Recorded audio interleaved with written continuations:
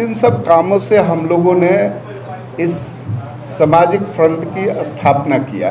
सरकार से भी उससे जहां हो हम मदद के लिए करें। हम चाहेंगे कि मनरेगा को कृषि से जोड़ने की आवश्यकता बिहार के किसान महसूस कर रहे हैं। यह सामाजिक फ्रंट महसूस कर रहा है कि कृषि से उसको जोड़ा जाए, क्योंकि पूरा विश्व में जो आज की स्थिति है, हम पूरे विश्व को खाने के लिए अनाज मुहैया कर सकते हैं। वह शक्ति बिहार में है। सामाजिक रूप से, आर्थिक रूप से और शैक्षणिक रूप से बहुत ही आगे है। किसी चीज़ की कमी नहीं है। बल, बुद्धि, विद्या, विवेक, हर चीज़ है हमारे पास। लेकिन अगर आप देखें और ढूंढें कि राजनीतिक रूप से हम कहाँ हैं, तो शायद हम कहीं नहीं देंगे। आप बहुत अचरज की बात है। जिसको चाहा उसको बनाया, जिसको चाहा उसको बिगाड़ा, और वही बिरादरी आज कहीं नहीं दिखाई देता है। एक किसान भी हैं हम, आप देखेंगे एक किसान भी हैं हम, हमारी बिरादरी, और टॉप लेवल के आईएएस ऑफिसर भी हैं हम लोग, टॉप लेवल के डॉक्टर्स भी हैं, टॉप लेवल के इंजीनियर्स भी हैं, टॉप लेवल के शिक्षक भी हैं।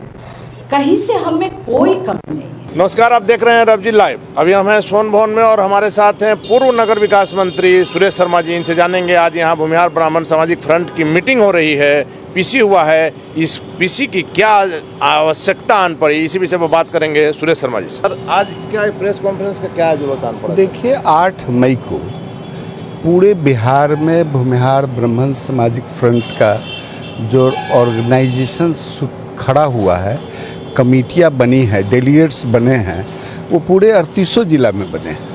उन लोगों को आपके माध्यम से भी सूचना जा रही है कि वहाँ श्री कृष्ण मेमोरियल हॉल में वो सारे लोग एकत्रित होंगे और वहाँ से इस सामाजिक फ्रंट को मजबूती कैसे करन, यह सामाजिक फ्रंट समाज के लिए कैसे काम करे, यह कृषि से कैसे अपने को और जोड़ करके अपने को आगे बढ़ावे, दूसरे समाज की सेवा ये कैसे पहले इनके अतीत करते थे, उस तरह से किस तरह से दूसरे समाज को भी अपने साथ गले लगावे, इन सारी बातों पर उनकी चर्चाएं होगी। और हम चाहते हैं कि हमारे जो अतीत थे, सर गणेश दत्त थे, स्वामी शाहजानंद सरस्वती थे, लंगट बाबू थे, रामदयालु बाबू थे, समझे ना, श्री बाबू थे, वह दूसरे समाज के लिए अपने प्राणों की आहुति देते थे। आज यह समाज अपने को अलग थलग कर करके चल रहा था। लेकिन सर, भूमिहारों की उपेक्षा हो रही है। आप पूर्व मंत्री रह चुके हैं, बीजेपी में आपका एक अच्छा कद था। इतने दिनों के बाद आप लोगों को क्यों समझ में आया कि भूमिहारों की उपेक्षा हो? देखिए, भूमिहारों की उपेक्षा हुई है, इसमें कोई दो मत नहीं है। लेकिन हम लोग चाहते थे कि हमारे जो नेतृत्व वर्ग हैं, जिसमें हमारे यशस्वी प्रधानमंत्री, उनके नेतृत्व पर किसी तरह का कोई कोई प्रश्न नहीं था। और हम लोग चाहते थे कि बिहार में भी उसकी झलक आएगी, लेकिन बिहार के लोग उससे संभल नहीं पाए।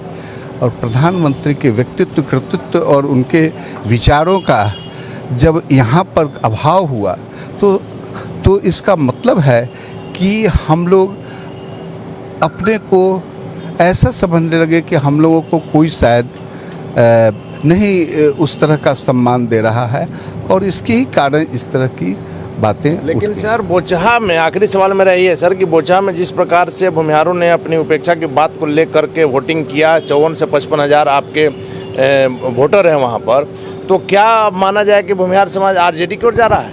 ऐसा हम नहीं कहेंगे, क्योंकि ऐसा हम नहीं कहेंगे। लेकिन भूमिहार लोगों की जो उपेक्षाएं और कुछ नेता लोग लोकल वहाँ के इस तरह के बयानबाजी करते रहे, जिस कारण से यह दृश्य पैदा हुआ है।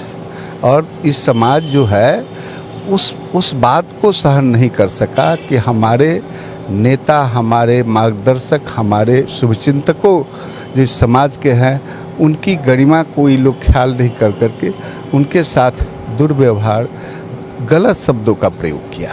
ये फ्रंट का सर अगला उद्देश्य क्या है? अगला आपका क्या है? अगला उद्देश्य फ्रंट का बिल्कुल साफ है कि अपने समाज को एकजुट कर करके समाज की आर्थिक, राजनीतिक, सामाजिक दृष्टिकोण से सबल बनाना।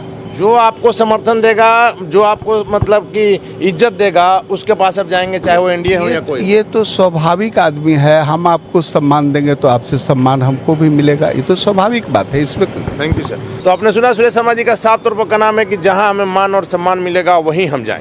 आप देख रहे हैं रवजी लाइव, खबरों का सिलसिला जारी। आप बने रहे रवजी लाइव के साथ।